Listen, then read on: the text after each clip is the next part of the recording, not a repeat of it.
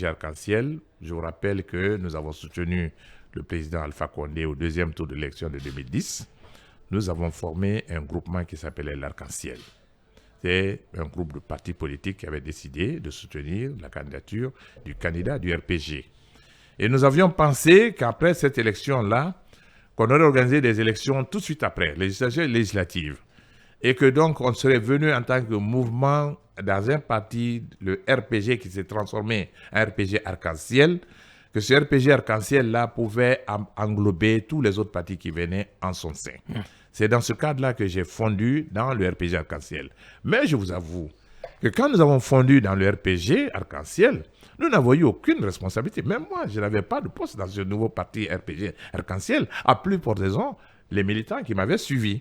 Aucun autre membre de mon parti n'a eu un poste nommé à un poste après la fusion, même après l'élection. Moi seul, j'étais là, à la présidence, je n'avais pas de pouvoir, et mes militants n'ont eu aucun poste. Je vous le dis, honnêtement. Au sein du parti et même au sein du gouvernement. Personne. Et donc, mon parti a été avalé et nous n'avons rien eu en retour. Y a-t-il en amont ou pas un protocole d'accord? Un protocole de fusion? Non, nous avons fondu parce qu'on nous a dit on fait un parti, le RPG Arc-en-Ciel. Nous avions pensé que ce serait un parti à nous tous et qu'on serait rentré dans les organes dirigeants. Qu'on aurait restructuré le parti pour que nos militants puissent avoir des responsabilités, y compris moi-même. Nous n'avons rien eu. Et c'est la raison pour laquelle je n'ai jamais milité au RPG Arc-en-Ciel. J'avais rien contre eux. Je suis resté dans le gouvernement, mais je n'ai pas milité. Au moment où j'ai créé mon parti, je n'étais pas un militant du RPG Arc-en-Ciel. J'avais rien contre eux, mais je n'avais pas de responsabilité, donc je m'ai mis à l'écart. Bien. Pour moi, c'était vraiment une perte de l'identité de mon parti. Perte d'identité. Et finalement, ce coup d'État qui a renversé Alpha Condé, quelles leçons en avez-vous tiré? Et quand vous regardez aujourd'hui le sort de l'homme, vous vous dites quoi? Il fallait qu'il y passe, forcément. Non, vous savez, ce qui est arrivé en Guinée, je pense que personnellement, j'ai suivi l'évolution de la situation en Guinée. J'étais en poste à l'étranger. Moi, je suis un démocrate. Moi, je suis pour le respect des institutions et de la Constitution. Ouais. J'y tiens particulièrement. J'ai passé mon temps de travail, aussi bien en Guinée ici qu'à l'extérieur, à prôner toujours, si on veut établir l'état de droit, on commence d'abord par le respect des règles et des lois et de la Constitution. Si on ne respecte pas la Constitution dans un pays, on ne peut pas se réclamer démocrate. La modification de la Constitution en Guinée a été un pas de trop.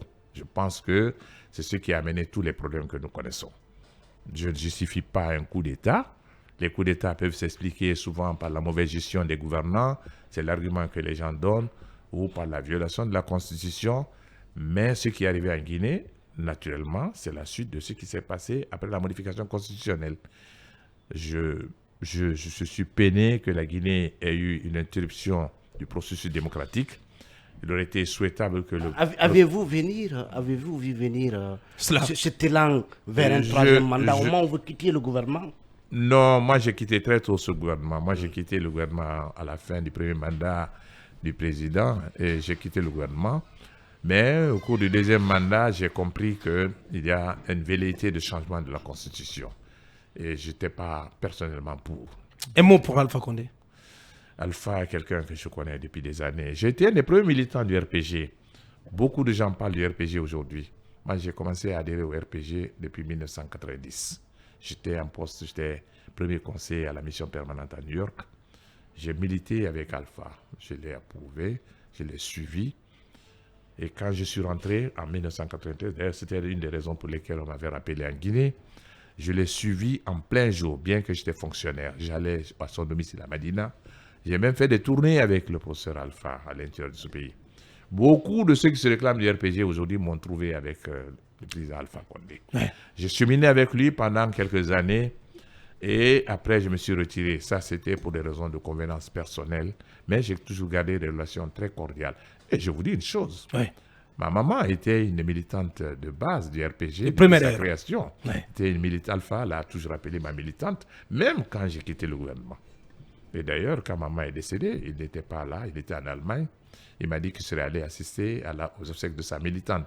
Pas à cause de moi, mais à cause de ce qu'elle fut dans son parti. Bien. Mais de l'Allemagne, il a envoyé son épouse et une forte délégation ministérielle à Cancan pour assister aux obsèques de ma maman. J'ai pour le président Alpha, que je considère comme un grand frère, une affection réelle. Il le sait. Il n'y a pas eu de brouille entre Alpha et moi. J'ai quitté le gouvernement. Bon, il y avait des raisons pour que je quitte. Mais même quand j'ai quitté, je suis toujours resté en contact avec lui. Je venais à Conakry. Chaque fois que je venais à Conakry, il me recevait à sa table. On mangeait ensemble. On m'appelait à déjeuner. Et on discutait des problèmes. Et je crois que j'ai même discuté de cette modification constitutionnelle avec lui. Il connaissait ma position. Donc, le professeur Alpha je l'ai toujours considéré comme un grand frère. J'avais des relations très cordiales avec lui jusqu'au moment où il a quitté le gouvernement. Je pense que je n'ai pas de problème additionnel. Bien.